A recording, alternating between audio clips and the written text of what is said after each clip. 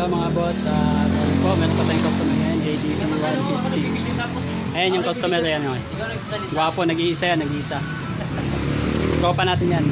Ang issue po is, pag yun po siya, Ako nag-video kasi walang dashboard. saan niyang kasawa na Dashboard. Ayan, halikapitin natin yung wiring yan kung saan yung problema.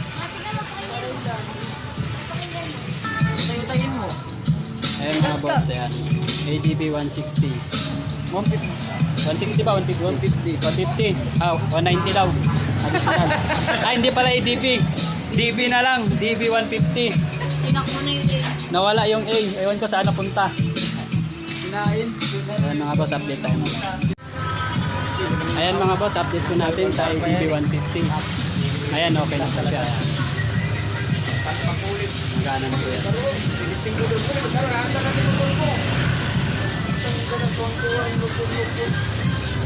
Galing na to. Anong galing to? Pasig? Pasig. Galing Pasig pa to. Ang suggest daw, baka ECU. Kasi walang power panel. Pero na-trace natin, ang problema sa kanya is Umupo lang kagad yung ano. ito sa akin. Umupo lang kagad yung nag-check niyan. Ito. Tamad ba? Kasi chinek nila lahat yung fuse, chinek ko rin yung fuse. Okay naman lahat. Yung ko kung nandito ka nung ginagawa ko rin Pero na. ang problema ito sa akin. Na ayaw rin talaga, wala rin dashboard. Pero kumpleto lahat ng ano. Oo nga, lahat ng ilaw. Yan. Kompleto. Kaya nga eh. Maluwag yung mga socket. Pag susi mo, may daanan siya na Kaya ginawa ko sa kanya, pinihit ko lang, hindi pa daw umigpit siya. Pag naalog siya, namamatay siya. Ayan. Kaya sana sa mga kasama natin, mekaniko, tiyaga tayo alungkat bago tayo bumili ng visa para mapagastos yung customer natin. Pagka Wire din talaga. maubos na natin alungkatin, wala pa rin, doon na tayo mag-decision yung pyesa na papalitan. Yan, okay na yan. Meron pa siya pag-ipay. Dami ng wire. Tapos selan pa. Yun. Then,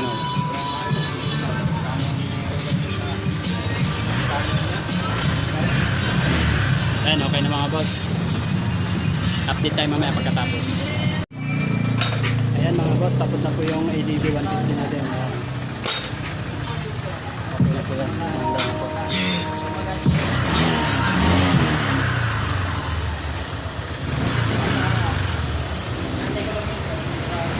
Ano, tapos na. May alaw, gwapo. Oh.